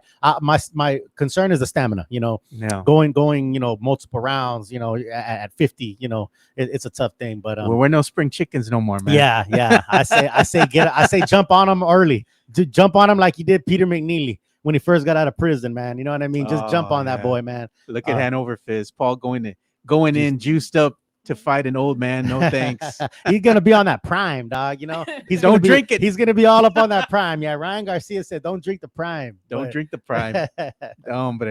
But we got good fights coming up nonetheless. Good representation here from San Antonio también. Yeah, with Bam, and you have Barrios as well. Sure. So I mean, always go and support your local boys for sure, because they're gonna put on the show. They're puro Mexicano, dude. Absolutely, Mexican style. Absolutely, man. And I caught the interview you guys had earlier with the Von Erichs, which was amazing, by the way. And it's kind of similar where Mike talked about wrestling had a high and then down and then an uptake. I feel like the San Antonio boxing scene is very similar, so back in our time we had Jesse James Leja, shout out to the legend, John Michael Johnson, Bam Bam, Robert Quiroga, like those fighters were from the like late 80s, early 90s that were world champions. Even some lesser known like local legends, like my boy, rest in peace, Oscar Diaz, Gabriel, the Elizondo brothers. You had all these fighters, right? Hotbed of fighters. The Jaramillos, like people that know boxing, that know old school San Antonio amateur boxing scene. They know the Jaramillos, they know the Elizondos, the Oscar Diaz's of the world, right? And I feel like we're back in the uptake now. It might have dropped a little bit, but now we're back on the uptake with Bam and Barrios. That's what happens when you get some champions. Yeah, for sure, for sure, and a lot of young locals that are coming up. So it's good, man. We got the legendary trainer, Robert Garcia. He has fighters from San Antonio that he trains down here. Look at Mario Cavazos. I hope Mike Tyson eats Paul's Pokemon card. You saw that fool spend all that money on the stupid card. I'm like, come on. Yeah, for sure. You could have done something better with that, man. Go to an impoverished neighborhood, help the community out, man. Right. Yeah. Hey, but let's go ahead and get into some Spurs talk here. Coach. Yeah. Because I mean, y'all had a busy day yesterday. We did. We want to talk a little bit, but your mic is hot. I wanted to bring my son on when we talk Spurs, but we have another mic over there, right? We have another one that's hot here too. Okay. Yeah. So we were very fortunate enough to get an invitation by Brad from over there at the Salvation Army. And like, what was it? Like a little fiesta? What was it? Yeah, it was like a pre-fiesta thing. it's kind of funny because he sent me the invitation. He's like, hey, don't try to tell a lot of people. We want a really small crowd. Yeah, gotcha. And I was like, okay, that'll be fine. And since we have, Ethan here, we're really just trying to lay out the red carpet for him. And I was like, oh my gosh, like we could totally take Sylvia, the Spurs lady. And I hit her she's up. Sweet, man. She's awesome. She is a national treasure. Protect her at all costs. Protect her at all costs. So, yes, that's another story. That's exactly what me and Rick do whenever we are around her, because they trust me so much enough to drive her around and in the Spurs truck. Yeah. So if there's that's her baby. Listen. So that Spurs truck, everybody knows that Spurs truck, right? All the autographs. You saw, yes, I put it on my Twitter. Mamu signed it. There's signatures inside, all outside. All it's decked out in Spurs. It's a mobile. It's a mobile. Signature. Yeah, it's a mobile museum. Museum. Yeah. Now that truck has been out, and according to her, Sylvia and her husband yesterday, we went to dinner after the event. They said that truck has been out 3 times this year, and she's driven it twice. Wow. They said that they don't allow no one else to drive it, and she's the only other person other than her husband that's driven that truck. Wow. And Sylvia used to drive it when she was younger, right? You know, she's in her advanced age, but they trust Steph to drive the truck. So anytime we do events with them, Steph gets in the driver's seat, Sylvia gets in there, and her husband, he's low key. Like you'll catch him just in the background. Army vet, Vietnam veteran, like just good dude. But he's low key. He's in the background. Sylvia, Spurs lady, we already know she's out there. So I know they're always like, oh my gosh, you're my guardian angel. Thank you so much. And I'm just like, hey, I'm just trying to make sure you're going to these small events, because if it's a small event, she has no quit in her. No, she doesn't. She doesn't. She does. But what the issue was is it was pretty far. It was like Alamo Ranch. I mean, far for them. Oh, right? yeah. So it was at one of the frost banks, and they just didn't want to drive so far, right? And so they weren't going to go actually at first. Yeah. And Sylvia was like, in tears because she wanted to go so bad. And we just so happened, whenever I'm in town, we always call her and see how she's doing. Hey, how are you? And I mean, Steph keeps in touch with her. Breakfast. Yeah. We just happened to call her and, hey, how are you? What's going on? And she was like, you answered my prayers because I wanted to go to this event, and now you can come. You could, so, and we went to go pick her up. She wanted to go meet Mamu. And her house is another museum.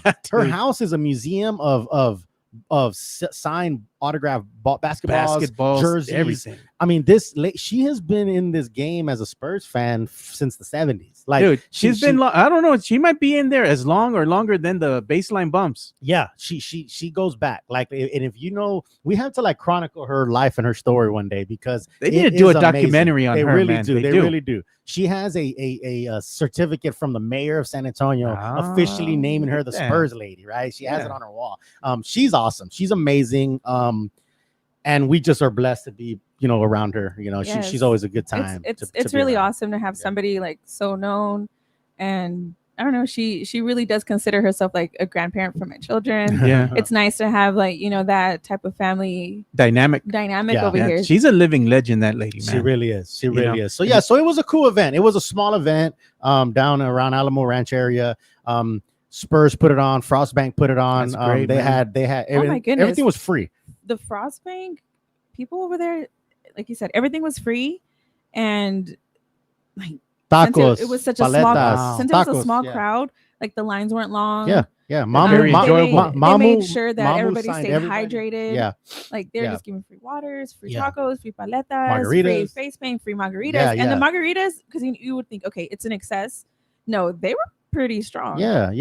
All free. Pretty strong. It was all a free fan. You drink your what is it, Precoso, or what is it? Prosecco. And you're saying that that's pretty strong. Well, I mean, I have to be in a mood for tequila. Okay. Yeah. And I was quite surprised that I was like, oh, hey, this doesn't taste like just margarita mix. I can taste the tequila. But they need to worry about giving Mexicans tequila, because what I've seen with Chris Leja, that's our truth serum. Yeah. We start drinking that, truth come out. Sure. So I'm like, no. But no, it was a great event put on together by Frostbank and the Spurs. Like I said, they had the mariachis out there, the hype squad was out there, Coyote was out there, and free food, free all that stuff. And then Mamu came out, Sandru, and he signed for everybody. Everybody got a signature. He took pictures with everybody, and then he walked out over to the Spurs truck or Spurs ladies truck, signed it and all that. And it was pretty awesome. It was a great show. I'll keep Mike's Whenever we're doing the podcast, you could just do it. It's parked outside, bro. Like, you know. Oh, but dude, That's these funny. guys are too much, Yeah, man. but no, and like I said, so again, a little bit of backstory. My son Ethan, also known as Threethan, for his ability to shoot that three ball. He's out, you know, he's got that skill. Yeah, man. So Damn. he's out in San Diego, right? He's a varsity basketball player. He's been playing varsity ball since he was a freshman. Now he's going to be a junior next year. He's on spring break. Cali spring break is so That's late, crazy, you know. dude. So yeah, so he came out here with me. He hasn't been in San Antonio for a while, you know. He's a traveling man, right? He was actually born in North Carolina when I was stationed out there, and then we went to, you know, Rhode Island, Austin, you know, now in Cali. So he's spent a good part of his time in Southern California. So he hasn't really been out in San Antonio in a while, you know. But the thing about it is he's raised San Antonio because of me, right? So he got all the Spurs gear, and out in Cali, he's always repping the Spurs. Yeah, he's always repping, you know, the Longhorns and the Cowboys and all that good stuff. And here he is. There he is. That's a handsome man right there, you know. So he's, you know, he came out with me, you know, and I was so lucky and blessed that he was able to come out with me this trip, because he hasn't been back in San Antonio in a while. So yeah, so I had to kind of take him around and you know, do the murals, and my love. You know, we did the murals, right? We took him to see the Wemby murals. We went to all around Southtown to see all the different murals. He's getting a taste of that San Antonio life, you know, that puro. You know, he's SoCal, you know, he's a SoCal boy. He's been out there for so long, you know, he's been out there since he was in kindergarten. Yeah. Yeah, so here he is. That's my boy right here. And I'm glad he's here. So what is he thinking about San Antonio so far, man? It's great. It's just great to be back here. Eating some good food, eating good, still playing basketball. Yeah. Go watch some Spurs today. Go watch a good game. Yeah. Go see Jokic play. Yep. And you're talking to go see the murals over there at Rudy Seafood. Oh yeah. Yep. Definitely. Yeah. I went to Rudy Seafood to see all those murals. We went to the 101 to see the Wemby, all those different murals. I'm gonna take him to the Spurs game tonight. He's only been an away fan because he always goes to away games. We go to LA, we go to Phoenix. First home game. He hasn't been in a home game since he was probably, you know, Chavalon, little Chiquito. He probably doesn't even remember. But you know, he wants to talk some Spurs, you know. So Joe, you know, ask him, you know, what he thinks, because he has, you know. What's your opinion? Now, let's go ahead and get his opinion. I mean, he's young, right? Yeah. What's your opinion of seeing Wemby? I mean, what do you think of him? He's generational talent. We've never seen anything like him. I don't think we're ever gonna see anything like him ever again. He's gonna go down as the best player of all time. He's gonna be one of those enigmas, you know. It's gonna change the game. And you know what? Speaking of Wemby, they went ahead and showed a prototype of his shoe. Oh yeah. You know, and they're saying that the shoe was designed by AI, right? Artificial intelligence. There's been a lot of back and forth with the shoe. You had the faction of Spurs fans that absolutely love it, and they're like, hey, well, Michael Jordan's shoe when it first came out, that was different, and a lot of people didn't like that. Since this one was designed by AI, has a futuristic look, because of course it's going to be on the foot of the alien, you know. I mean, I don't know if you've seen it, but what have you all thought of it? I've seen it.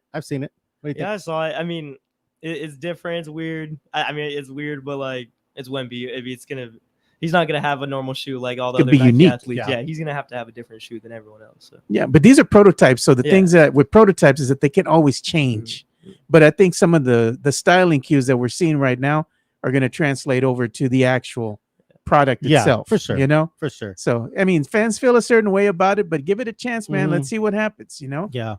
But the Spurs, they only got so many games left now. Two more, bro. That's Two more. it. We got Denver tonight and then Detroit on Sunday. And it's a wrap, man. It's a wrap. Yeah. What do you think, Ethan, about this season so far?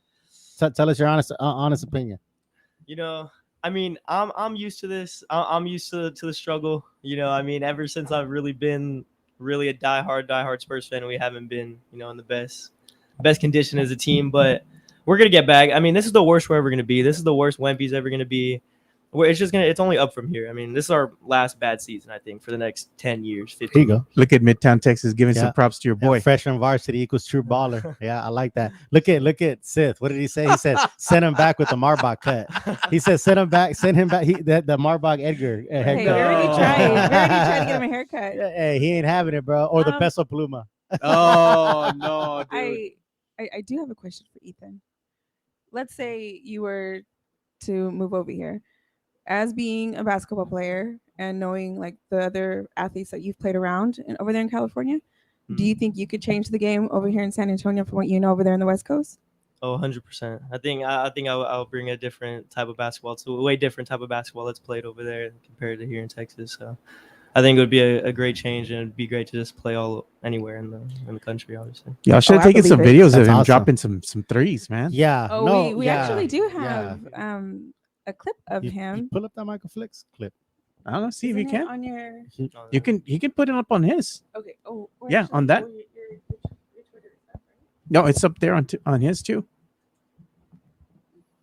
Go to... You take over, Mama. Yeah, while they're doing that, so here's the thing, my son's been blessed to play basketball out in SoCal, and hey, much love obviously to Texas and other areas, but SoCal has some ballers. SoCal has ballers. I mean, we got, we've gone to tournaments where Kenny the Jet Smith's son was playing. Really? Yeah, we've got, he's played with Troy Polamalu's son.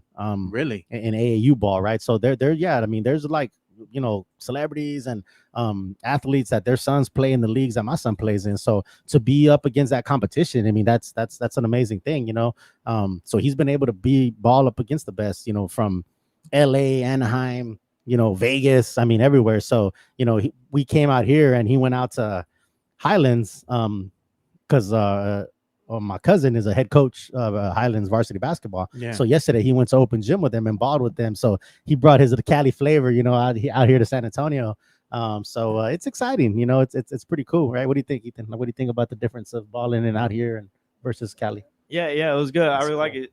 At Highlands, there are some hoopers. There's some good talent, but I think everywhere has a different style of play, and being able to expand and play in different states and parts of the United States is just going to help my game, so. For sure. There's his video right there. There it is right there. Look at that. There it is. Oh, shit. Threethin? That's what you call it? That's it. Yep. He wears a number 3. He wears a number 3, and then he hits that 3. Look at that. Oh, look at that. Look at that move. Look at that. Okay. And hyping up the team, right? Look at that. Look at this. This is my favorite part because he's hyped up the team, hype up in the bench. Who was more hyped, you or him? Oh man, hey, yeah. That's a he's good like, question. Dad, calm down. Calm down. That's a very good question. Assists, No, we talk about this. It's like, of course everybody wants to score. I mean, bam, there's a 3 right there. But one of the intangibles is being a good teammate, right? Yeah. And that's one thing I've always told all my sons. But with Ethan, the scoring and all that is great, and that's kind of what everybody wants to do. But there'll be times where he don't even score, but he's hitting assists, he's motivating his teammates, he's being a good teammate. And I think that's something that's, you can't teach that, because there's some kids that are, they go through a slump, or they're not or they're just having a bad off night or off day, and you could see it because they're on the bench, their heads down, they don't want to sit with their team, they're not even high-fiving their teammates because you know what I mean. Whereas him, he's always in a positive, so that's what I told him. I said, being a good teammate is going to take you a long way, because some nights you're just not going to score. You see it in the NBA. You see professional players who some nights they just don't have it. So you could go 0 for 10, but that don't mean that 11 shot ain't going to go in, so you got to stay positive. But aside from Wemby, who's Threethin's favorite Spur? Matt Lerma. Yeah, I was glad that you said that about my style of play. I want to be able to affect the game even if I'm not scoring, even if I'm not doing anything. I got to still be able to affect the game. So my favorite Spur, honestly, is Trey Jones, because Trey Jones has all those intangibles that you can't teach. He's a scrappy guard. He's not Wemby, he's not Devin, he's not Keldon.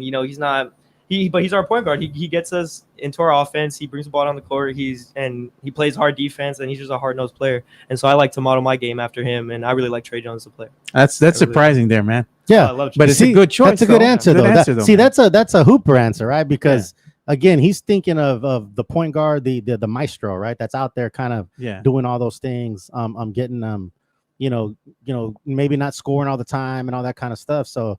That's a good answer, Matt Lerma. Good question that he asked. Look at that.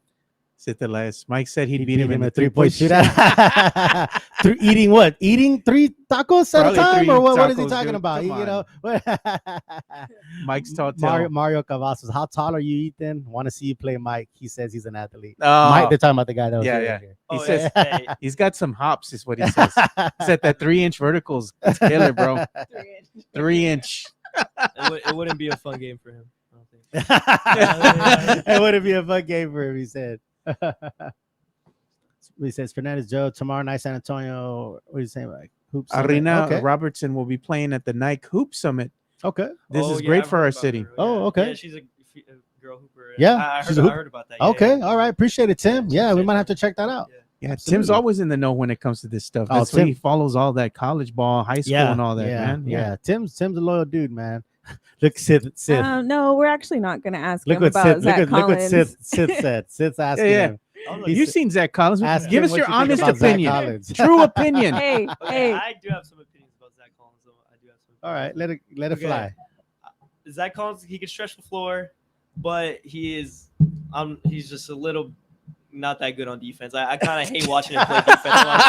He does. That's a nice way to put it. That's a nice way to put it. Well, you know his nickname, right? We gave him his nickname. Oh no, what's his nickname? It's Booty Crumbs. That was a nice way I could have put it, but Zach Collins is a very poor defender in the paint, and he just kind of gets cooked out there most of the time. You heard it here. No influence. Steph has a crush on him. He's a beautiful man, but he can't. Play defense. Hey, there you go. You know, you can't guard nobody. Steph's like, watch your mouth. I know. Hey, this is when I talk about Zach, it's on a personal level, not anything when it comes to his career. That's the thing people got like right. That's the funny thing about Twitter is how everybody seems to take it so personal. Whenever like I did not go against anybody whenever they said he can't shoot or he can't defend. You know what? You are right, but it does not take away the fact on I just can't help but be attracted to the man. Like that's what it is. It's personal. It is. Hey, you know what? She's already told him he needs a Latina in her. He does need a Latina. Yeah, he needs a Latina to cook for him and to be like, yo, con la Vix, you know. Yeah. Vix, to give him that eyebrow, like, yo, you ain't shooting right.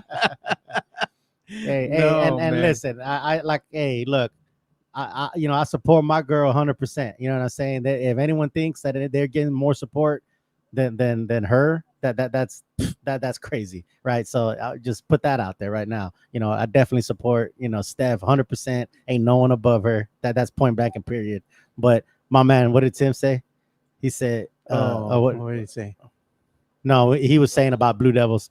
Yeah. Your son is a smart man, Trey Jones. Yep, Blue Devils. Yeah. How tall are you? He's 5'10". Yeah, 5'10". He's creeping up on 6 foot. He's only 16, but he's gonna shoot up. Zach Collins is a knockoff. Oh man. Well, the Spurs, it's coming to an end here. You only got the 2 games left against the Nuggets today. Yep. Sunday, the season comes to an end. April the 14th against one of the worst teams in the NBA, against the Detroit Pistons. Yep. Well, we are definitely going to be in the house tonight. Yes. Me, Rick, and our bigs, Ethan and Reina will be with us. So definitely come and say hi. Yeah, I'm gonna be at the game tonight, man. If anyone wants to get together, stacking cups, please. Yeah, stacking cups. You already know. You see it. You're gonna bounce when we win. You're gonna when we win, we always bounce. Yeah, exactly. So if you're at the Frost Bank tonight, by all means, please hit me up. And let's meet up. Somebody in the chat said, "Hey, do the bounce now." I said, "Hey, you can't get ahead of yourself, man. You gotta win first. The bounce is for the win. Yeah, for the win. But yeah, definitely. Like since we're not gonna have our lottos along with us, it's gonna be a big kid vibe. You know, just spending some family time with each other. But it doesn't mean that you guys can't come and say hi. Yeah, no, for sure. No, I would like. I'm not gonna make the game Sunday. We got other stuff going on, so this is gonna be the last game for us in person. We were at the opener. And now we're here at the second to close last it game. down.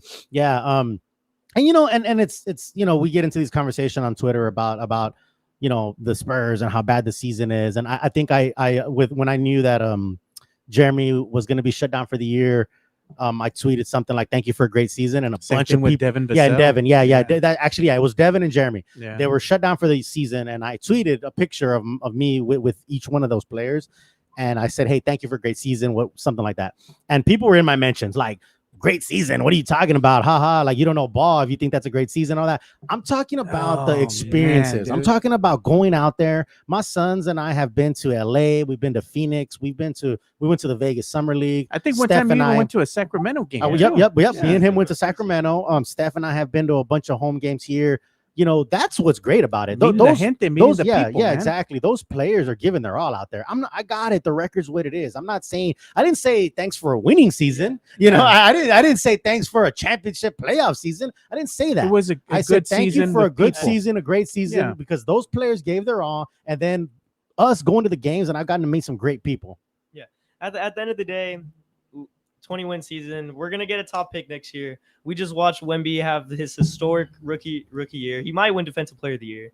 He's locking up rookie of the year. He's averaging 20 points. He's leading the league in blocks. Like, he's leading all rookies in steals. I mean, we just saw an historic season from Wemby. So there's only positives. It's just gonna keep. And this is the worst season we're gonna see from Wemby. That's what's crazy when you think about it, right? This is the worst he's gonna be, quote unquote, right? Meaning he's only gonna be better than this. So man, the league's got to watch out because. Yeah, and we were talking about it yesterday. He said, Wemby should get Defensive Player of the Year, but with politics, he may not. Yeah. And but this might be the last time he doesn't get it for a while. This is the last time he's not gonna be able to get it. Yeah. We're thinking about Twitter. That's where the haters live. That's true, man. True. That is very true. They never seem to see the golden. I guess the silver lining, should I say? Sure. And what's happening with the with the team, and what's happening with the team is, in the beginning of the season they just weren't, they came in and they were winning right away, and then they just kind of had that drop off, losing 18 in a row. They're no good, this and that, getting blown out. But as you see their progress, you've seen progression. You see that they've become more competitive. They're in games now. They're playing better against some of the better teams. There's a lot of positives you can take away from this season, regardless of the record. And if you can't see that as a fan, there's something wrong with you, man. Yeah, man. You got City Sissoko is gonna be a presence next year. He's learned so much in Austin. He's gonna be a presence next year. He's gonna be a regular rotation player next year. Right? Yeah, exactly. City's had a great season in Austin. Branham has flashes of what he can do. Blake Wesley. Devin took on the scoring role. Yeah. Devin's progression doesn't get talked about at all. I don't know. No one talks about that. I feel like even Barlow looked good, dude. Great. Yeah. Everyone looked good. And again, I'm also, I get, they need help. They need other pieces. I say this all the time, and I think I've said it a couple of times on here. Multiple things can be true, right? There is no one, oh, well, if you want the Spurs to sign a star, well, then you must not like our young guys. That's not true. But they need some help. I always say, if you bring in another Robin to Wemby's Batman, and Devin slides to be your third option, and Jeremy your fourth, it's over, man. You got something there, So look at this. It's Tim Gonzalez saying, Fernandez and Ethan, how exciting would it be if the Spurs drafted Jared McCain, a Cali boy? Well, with how good our pick should be, I would be pretty angry if Jared McCain at top 3. But maybe in a later pick or something. But as a player, I do like Jared McCain. He's a great player. Had a great freshman season for Duke. He has intangibles to it. He reminds me a little bit of Trey Jones. Just he has like a higher scoring ability, I think. But he moves the ball well. He hits open shots. He plays good defense. He's a hard-nosed player. I really like Let me tell you something, man. And I joke sometimes when I say things like, I taught you everything you know, but I didn't teach you everything I know. Right? To my sons, I say stuff like that to them. But their basketball, when obviously I taught them about basketball and all this stuff. Now their knowledge has surpassed mine. I'm not even going to pretend to have they talk to us about not just the people that everyone knows, Dillingham and whatever. Talk about some of the other college guys that you think are my favorite college guy. My favorite college guy was Kolek out of Marquette. He was a beat. He was just disgusting. He was just so fun to watch. He's so smart, and just the way he manipulates the game with his finishes, and he plays off too. He's just really solid. And I think college hoops has just been it was a great college season. The tournament went well. UConn is just playing good basketball. It was a really good season. And I also like dude out of Tennessee, number 3. He was nasty. He put up 37 points in the Elite Eight game. He was what did you think of Robbie Avila, dude? Larry Blurred, Kareem Abdul-Jabbar. Oh, Boy can play, bro. The boy can play. Too bad he was in the NIT tournament, but he should have been in the tournament. Hey, I can you imagine the media around his guy if he was in? Yeah. No, I saw him in high school. I recognized him from high school just because he had the goggles and Yeah. everyone would always post him. But he's a baller. He could hoop. That boy He's can ball, nasty. dude. Oh, he's nasty. He's very good. You look at him and you're like, no, Oh, this yeah. guy, man. Yeah. Then he'll drop 20 on you or Yeah. something. Oh, he's nasty. He's a bad boy. My man Hooper Flesh said, "What's up, fellas? What's Hi, up, Hooper big dog? Flesh. Good to see you, my man. What's up, always man? supporting. Good dude. Really good dude. Oh, look at Mario Cavazos. Yeah, there you go. We were just We were just right talking on cue. about it. We were just talking about it. Yeah. Yeah, he is in the transfer portal. Oh yeah, he just entered the transfer portal. I don't know where he's gonna go. I know your dad be like, hey, why don't you come play with UT? Oh Yeah. Hey. He Oh better yeah. come in. Exactly. Hey, I would love for him to come out of UT. Right. He's got 2 more years, junior and senior in high school. Yeah. Hey, you never know, right? We talk about this. I said, even JUCO, junior college, a small school, big school, don't keep every option open, right? If you get to go to school for free and play basketball, and no matter the level, I think that's the dream. I think that it should never be frowned upon, no matter the level. If you get to go to school for free, not many people get to do that. So Absolutely. Well, it's definitely been a pleasure having you on, Ethan. I love seeing the passion in your eyes whenever you talk about basketball. So that's the best thing about it. And along with seeing that Michael Flicks clip that he made of you, it's incredible. You definitely are knowledgeable. I can't wait to see everything that you do in your future, along with you have a really good act for podcasting. So we can definitely we start. got something going. We got something There you go. here. We This is first need time. we This need to is bring first some time. good blood, some young blood Yeah. into the podcasting world. And behalf of me and your dad and Mr. Joe over there Yeah. and Alamo City Sportscast. Any closing You are- thoughts? Any last remarks? Wemby will be the MVP in 3 years. Yeah, There you go. Bold claim. There you go. Bold There you claim. go. I'll take that. I like that. 100%. I like that. Heck yeah. All right, guys. Well, that's about all the time we have for today's episode of the Alamo City Sportscast. But thank you to all our guests. Shout out to the Von Erichs. Yeah. Shout out to you, Rick. Absolutely. Fernandez and Chicana Fuerte. Make sure you go follow them on social Always. media. You can follow them on the X. Yep. And shout out to you.